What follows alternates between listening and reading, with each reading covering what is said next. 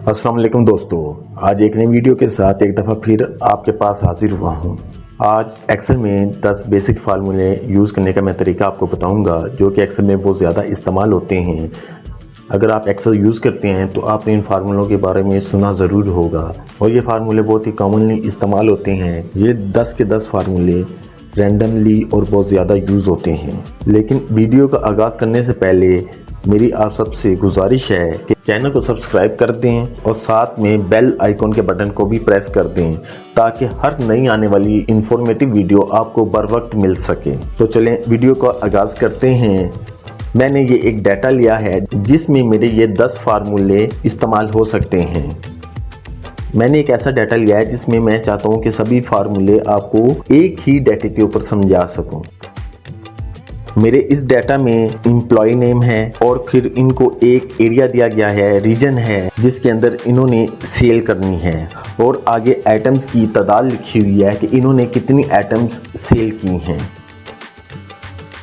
तो इस डाटा पे इस्तेमाल करने के लिए हम सबसे पहले आते हैं जो कि हमारे पास एक सम का फार्मूला है जो कि हम यूज़ करना चाहते हैं। आया सिम का फार्मूला कैसे यूज़ होता है, मैंने सम के ऊपर एक अलग से भी वीडियो बनाई हुई है, उसका लिंक भी मैं डिस्क्रिप्शन में दे दूंगा।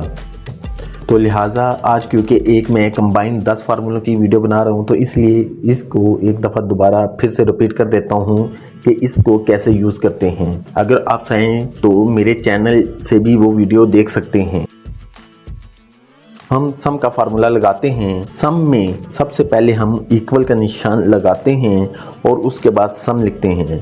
इसके बाद टैब दबाकर हम सम के अंदर एंटर हो जाते हैं। फार्मूले में फिर इसके अंदर रेंज लगाते हैं। रेंज जो आप ड्रैग भी कर सकते हैं और मैनुअल भी लिख सकते हैं। जैसे कि मैं यहाँ पे ये मैनुअल लिख रहा हूँ F2:F23, ये मेरी रेंज बनती है। इसको मैंने एंटर किया और जब ओके किया तो इससे मेरा जो सम है वो टोटल 1217 आ जाता है। यानी कि यहाँ पे जितनी भी आइटम्स सेल हुई हैं वो टोटल 1217 आइटम्स हैं जो कि सेल्स का टोटल बनता है, जो कि सेल्स हुई हैं। यहाँ पर हम टोटल देखते हैं कि अभी ये जो आइटम सेल हुई हैं ये परसेंट तकरीबन कितनी आइटम सेल हुई हैं या इसकी एवरेज क्या है। तो एवरेज निकालने के लिए हम एवरेज का फार्मूला लगाते हैं कि आया 1217 आइटम्स कितने बंदों ने सेल की हैं, इसमें से एवरेज का फार्मूला लगाते हैं इक्वल एवरेज और इसमें नंबर सेम लाइक वैसे ही रेंज सेलेक्ट करते हैं। या तो आप ड्रैग कर लें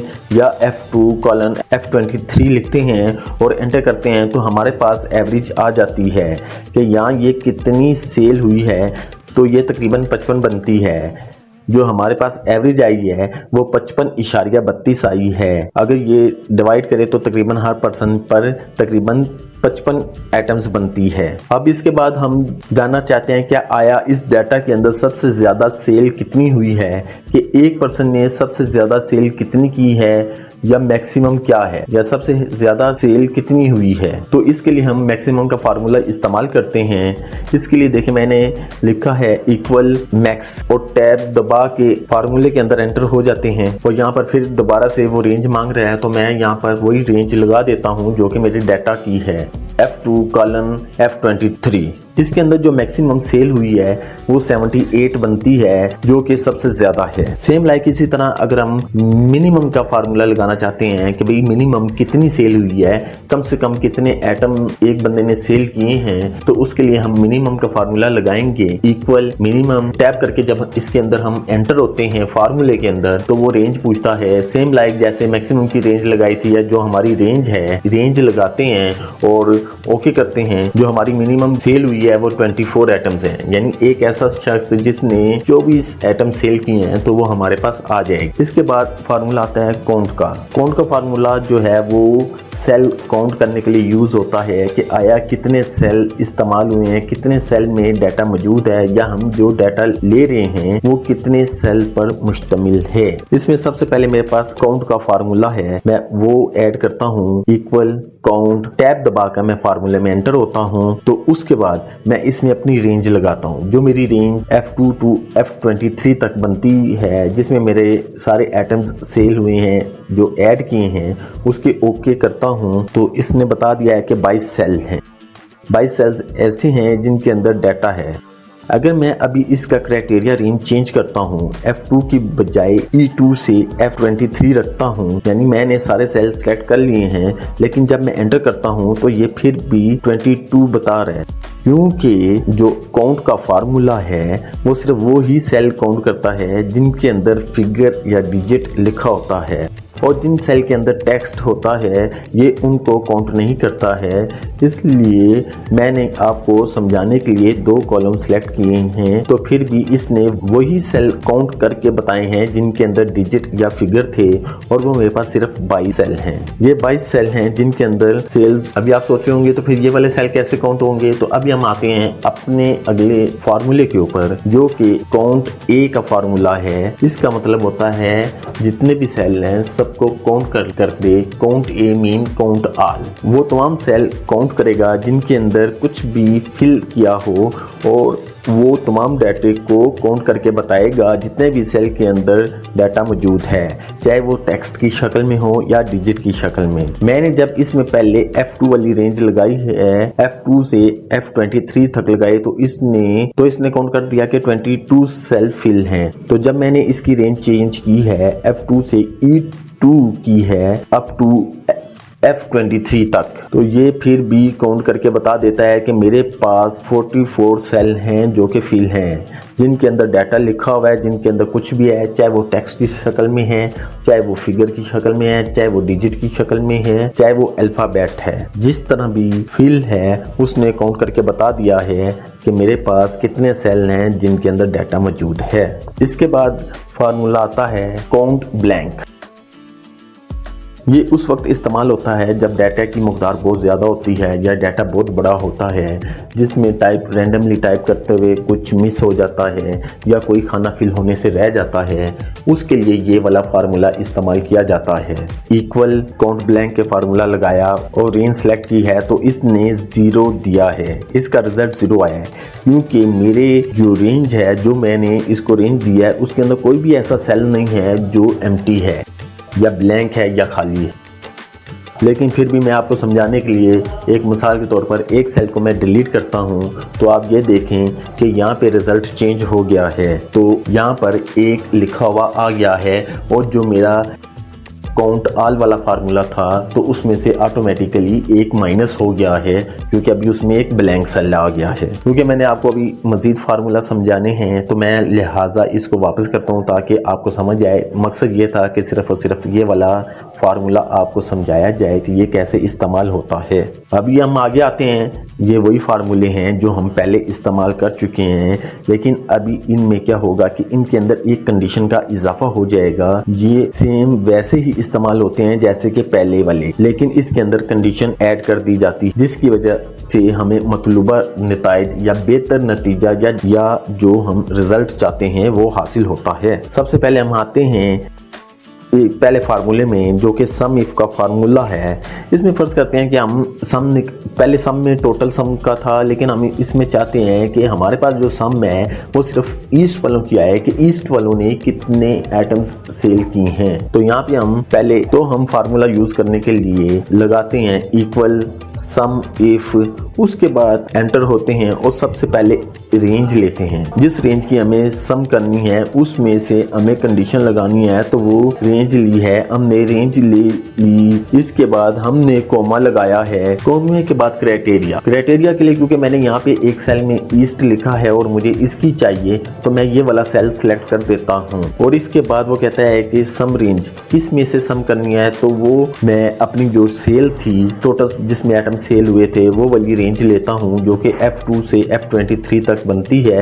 तो मैंने इसको सिलेक्ट किया है और ओके किया है, तो इसने बताया है कि ईस्ट में 173 आइटम सेल हुए हैं। चलें मैं ईस्ट को चेंज करता हूँ, साउथ कर देता हूँ। जैसे ही मैंने साउथ लिखा है तो यहाँ पे सेल्स आइटम की भी क्वांटिटी चेंज हो जाती है, जो कि 384 आइटम्स बन जाते हैं कि साउथ में 384 आइटम्स सेल हुए हैं।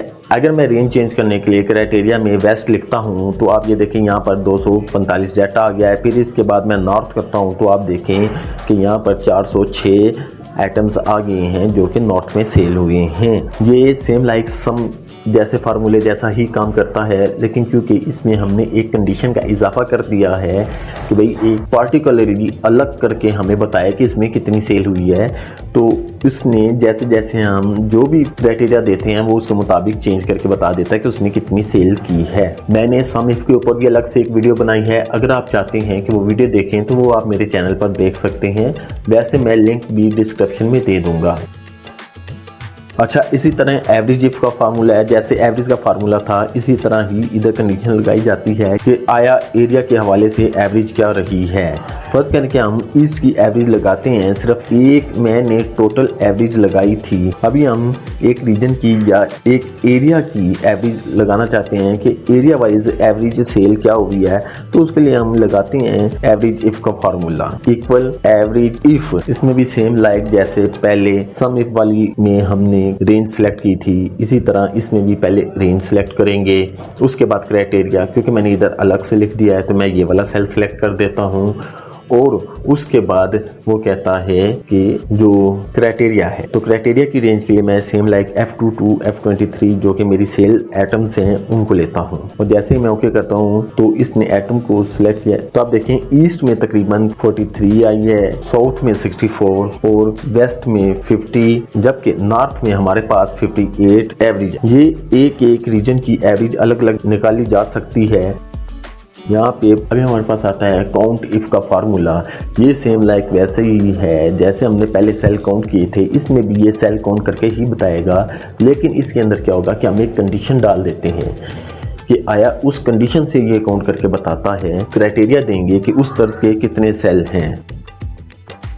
जैसे कि यहाँ पर हम ईस्ट के सेल काउंट करना चाहते हैं कि ईस्ट के कितने सेल हैं, तो वही हम यहाँ पर काउंट इफ का फार्मूला इस्तेमाल करते हैं। जैसे यहाँ के हम ईस्ट के सेल काउंट करना चाहते हैं कि ईस्ट के कितने सेल हैं, तो वही हम यहाँ पे फार्मूला लगाते हैं इक्वल काउंट इफ, और उसके बाद वो कहता है कि रेंज, कि भाई कौन सी रेंज लेनी है, तो हम अपनी रेंज लेते हैं। तो इसके बाद वो कहता है क्राइटेरिया, किस तरह के सेल काउंट करने हैं, तो मैं सबसे पहले ईस्ट लगाता हूँ, तो ईस्ट में वो काउंट करके बताता है कि कितने सेल हैं। अगर मैं ईस्ट के 4 सेल हैं तो मैं साउथ करता हूँ तो साउथ के हमारे पास 6 सेल आ जाते हैं। अगर मैं वेस्ट करता हूँ तो उसके 5 सेल आ जाते हैं। नॉर्थ करता हूँ तो उसके 7 सेल आ जाते हैं। ये थे हमारे पास जो बेसिक फार्मूला हैं उनको कैसे इस्तेमाल किया जाता है, और मैंने एक कॉमन डाटा लिया है जिसमें ये सारे इस्तेमाल हो सकते हैं ताकि आपको एक ही जगह पे सारे फार्मूले सीखने का मौका मिल सके। मैं एक दफ़ा रिपीट कर देता हूँ। सम का फार्मूला इसलिए इस्तेमाल होता है, इसमें टोटल सेल आ जाती है कि कितनी सेल हुई है, और एवरेज का इसलिए इस्तेमाल होता है कि भाई वो एवरेज निकल के आ जाती है कि किस एवरेज से टोटल सेल हुई है। इसके बाद मैक्सिमम का फार्मूला आता है जिसमें मैक्सिमम फिगर निकल के हमारे पास सामने आ जाता है। इसी तरह मिनिमम का फार्मूला इस्तेमाल होता है जिसमें मिनिमम सबसे कम जो सेल है वो हमारे पास आ जाती है। इसके बाद सेल काउंट करने के लिए हम तीन फार्मूले इस्तेमाल करते हैं। काउंट का फार्मूला इस्तेमाल करते हैं, काउंट ए का फार्मूला इस्तेमाल करते हैं, और काउंट ब्लैंक का फार्मूला इस्तेमाल करते हैं। अच्छा, ये जो नीचे वाले फार्मूले हैं ये सेम लाइक ऊपर वाले फार्मूलों से मिलते जुलते हैं, बस इनमें कंडीशन ऐड हो जाती है। सम इफ में एक स्पेसिफिक फिगर्स की सम होती है, एवरेज में स्पेसिफिक किस्म की एवरेज होती है, और काउंट इफ में स्पेसिफिक किस्म के सेल काउंट होते हैं। तो दोस्तों ये थी आज की वीडियो। उम्मीद करता हूँ कि आपको बेहतर तरीके से समझ आ गया होगा। अगर फिर भी किसी बात की क्यूरी हो या समझ नहीं आई हो तो आप मुझे कमेंट में करके पूछ सकते हैं। मेरी पूरी कोशिश होगी कि मैं आपकी हर किस्म की मदद कर सकूँ और आपको बेहतर तरीके से अक्सर इस्तेमाल करना सिखा सकूँ। अगर वीडियो पसंद आई हो तो अपने दोस्तों से ज़रूर शेयर करें। जल्दी मिलते हैं एक नई वीडियो में, तब तक के लिए अल्लाह हाफ़िज़।